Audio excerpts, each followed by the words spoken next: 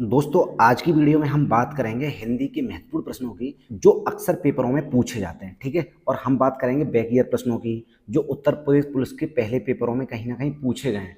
तो आने वाला जो पेपर है यूपी पुलिस कांस्टेबल का, उसमें ये प्रश्न आ सकते हैं। तो आज का पहला प्रश्न है, केंद्रीय हिंदी निदेशालय की स्थापना कब हुई थी? जो केंद्रीय हिंदी निदेशालय है उसकी स्थापना बतानी है कि उसकी स्थापना कब हुई थी। तो दोस्तों उसकी स्थापना हुई थी सन 1960 ईस्वी में। तो इसका जो सही आंसर है वो क्या है? Option number D. ठीक है, दूसरा प्रश्न है, अवधी बोली, जो अवध की बोली है यानी अवधी बोली का अन्य नाम क्या है? यानी अवधी बोली का हमें दूसरा नाम बताना है बच्चों। तो अवधी बोली का दूसरा नाम क्या है? ऑप्शन है कौशली, बनाफरी, बैगानी या मधेसी। तो जो अवधी बोली है उसका जो दूसरा नाम है वो है कौशली। ठीक है, तो इसका सही आंसर क्या है? Option number A. ठीक है, अगला प्रश्न देखते हैं। अगला प्रश्न है, अपभ्रंश भाषा का काल, जो अपभ्रंश भाषा है उसका काल कौन सा है? इनमें से कौन सा काल है जो अपभ्रंश भाषा का है? ठीक है, पहला ऑप्शन है 1500 ईसा पूर्व से लेकर 500 ईसा पूर्व, या 500 ईस्वी से लेकर 1000 ईस्वी तक, 1000 ईस्वी से 1500 ईस्वी तक, या फिर 1500 ईस्वी से मतलब ईसा पूर्व से 1 ईसा पूर्व तक। ठीक है दोस्तों, तो इसका जो सही आंसर है वो सही आंसर है ऑप्शन नंबर बी, यानी 500 ईस्वी से लेकर 1000 ईस्वी तक। ये किसका काल है? अपभ्रंश भाषा का काल है। ठीक है, अगला प्रश्न है, जो बनाफरी बोली होती है उसके ऊपर, यानी बनाफरी इनमें से किस बोली की उपबोली है? इनमें से कौन सी बोली है जिसकी उपबोली क्या है? बनाफरी है। आपको बताना है क्या कौरवी की उपबोली बनाफरी है, ब्रज की है, या बघेली की है, या फिर इनमें से कोई नहीं। तो दोस्तों जो बनाफरी बोली है वो इनमें से किसी भी बोली की उपबोली नहीं है। तो हम क्या कहेंगे? इसका सही आंसर क्या होगा? Option number D. डी एकदम सही आंसर होगा। ठीक है, अगला प्रश्न है, इनमें से कौन सी बोली, जो ऑप्शन दिए हैं इनमें से कौन सी बोली पहाड़ी बोली है? इनमें से कौन सी बोली है जिसे हम पहाड़ी बोली कहते हैं दोस्तों? क्या मगही को पहाड़ी बोली बोलते हैं, बघेली को, भोजपुरी को, या फिर कुमायूनी को? ठीक है, तो हम सब जानते हैं कि जो कुमायूनी बोली है कहाँ बोली जाती है? उत्तराखंड में बोली जाती है, और उत्तराखंड में पहाड़ है। तो सही आंसर क्या होगा? Option number C, Kumaoni. इसे क्या बोलते हैं? पहाड़ी बोली बोलते हैं। ठीक है, अब छठवां प्रश्न है, विश्व हिंदी सचिवालय का मुख्यालय कहाँ पर है? जो विश्व हिंदी सचिवालय है उसका मुख्यालय बताना है दोस्तों कि इसका मुख्यालय कहाँ पर है। ठीक है, क्या मुख्यालय ब्रिटेन में है, भारत में है, अमेरिका में है, या फिर मॉरिशस में है? तो जो विश्व हिंदी सचिवालय, विश्व का जो हिंदी सचिवालय है उसका मुख्यालय है दोस्तों मॉरिशस में। तो सही आंसर क्या है इसका? Option D.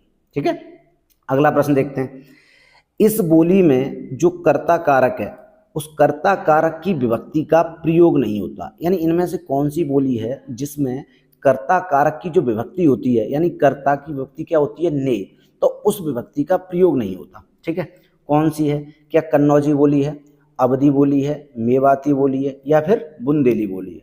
तो दोस्तों कर्ता कारक का जिस बोली में प्रयोग नहीं होता वो बोली है अवधी। तो सही आंसर क्या है? Option B. ठीक है, अवध की जो बोली है उसमें जो कर्ता कारक का विभक्ति चिन्ह होता है वो यूज नहीं होता। ठीक है, आठवां प्रश्न है, 11वां विश्व हिंदी सम्मेलन कौन सा दोस्तों? 11वां विश्व हिंदी सम्मेलन कहाँ पर संपन्न हुआ था? हमें इन ऑप्शन में से बताना है कि जो 11वां विश्व हिंदी सम्मेलन था वो कहाँ पर संपन्न हुआ था। भोपाल में, पोर्ट ऑफ स्पेन में, पोर्ट लुई में, या फिर न्यूयॉर्क में? तो दोस्तों जो 11वां विश्व हिंदी सम्मेलन था वो संपन्न हुआ था पोर्ट लुई में। ठीक है, तो सही आंसर क्या है इसका? Option C, Port Louis. ठीक है, अगला प्रश्न है, इस बोली में उत्तम पुरुष, जो उत्तम पुरुष एक वचन के स्थान पर उत्तम पुरुष बहुवचन का प्रयोग किया जाता है। इन ऑप्शन में से हमें बताना है कि कौन सी बोली में उत्तम पुरुष एक वचन के स्थान पर क्या यूज किया जाता है? उत्तम पुरुष बहुवचन। ठीक है, आपके ऑप्शन क्या है? ए अवधी है, बी खड़ी बोली है, सी ब्रज है, और डी हरियाणवी है। तो दोस्तों जो अवधी बोली होती है उसमें एक वचन के स्थान पर क्या यूज किया जाता है? बहुवचन यूज किया जाता है।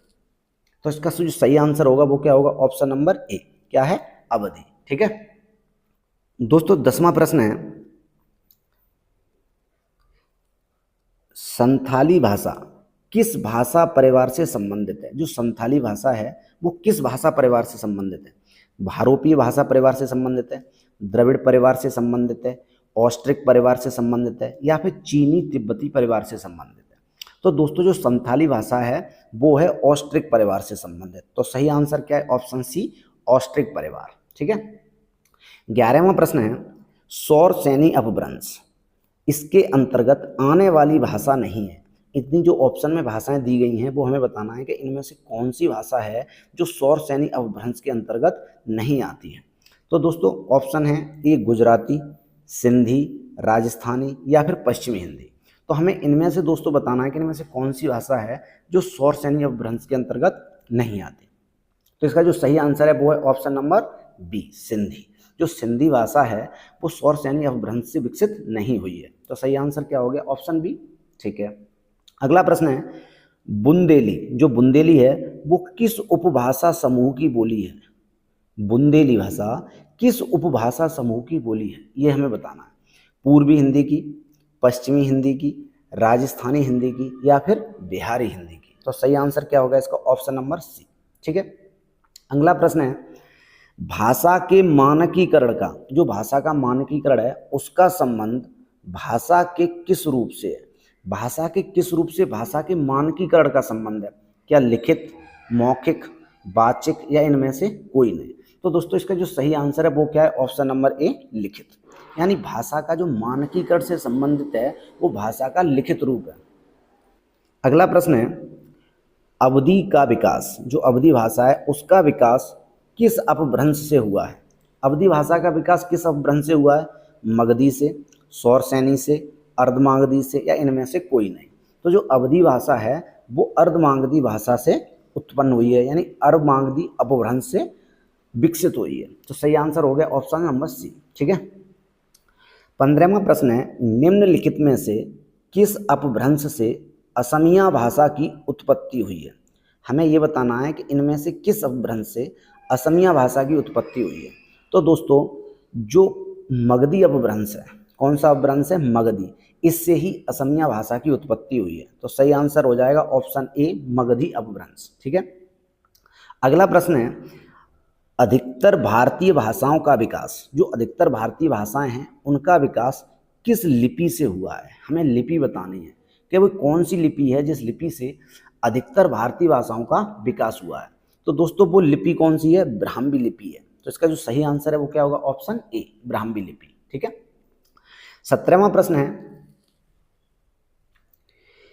इनमें से कौन सी भाषा संस्कृत भाषा की अपभ्रंश है?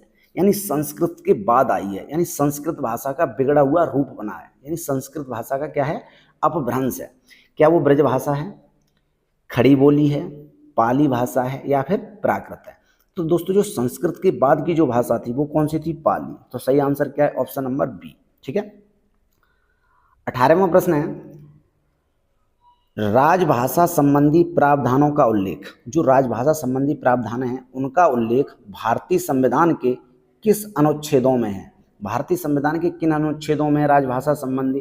तो दोस्तों ये है 343 से लेके 351। तो इसका सही आंसर क्या है? ऑप्शन नंबर सी, अनुच्छेद 343 से लेके जो अनुच्छेद 351 तक अनुच्छेद है उनमें राजभाषा संबंधी प्रावधानों का उल्लेख किया गया है। ठीक है। तो 18वें प्रश्न का जो सही आंसर है वो होगा ऑप्शन नंबर सी। अगला प्रश्न है इनमें से कौन सी भाषा, जो ये है इनमें से कौन सी भाषा है जो भारोपीय परिवार की भाषा नहीं है? हमें नहीं बताना है कि इनमें से कौन सी भाषा है जो भारोपीय परिवार की भाषा नहीं है। तो दोस्तों जो मराठी भाषा है, कौन सी भाषा है? मराठी। ये भारोपीय परिवार की भाषा नहीं है। ठीक है। 20वां प्रश्न देखते हैं। 20वां प्रश्न क्या है प्रथम राजभाषा आयोग के अध्यक्ष पूछे। दोस्तों क्या पूछा है कि प्रथम राजभाषा आयोग बना था उसके अध्यक्ष कौन थे? क्या सुनीति कुमार चटर्जी थी, जीबी पंत थे, पी सुब्बोरोयान थे या बीजी खैर थे? काफ़ी महत्वपूर्ण प्रश्न है और ज़्यादातर परीक्षाओं में पूछा जाता है। तो इसका जो सही आंसर है वो है ऑप्शन डी, बीजी खैर। बीजी खैर क्या थे? प्रथम राजभाषा आयोग के अध्यक्ष थे। अब आपको कमेंट बॉक्स में जो ऑप्शन है डी यानी बीजी खैर, इनका फुल फॉर्म बताने हैं, यानी बीजी खैर का पूरा नाम क्या था। ठीक है दोस्तों, जय हिंद, जय भारत।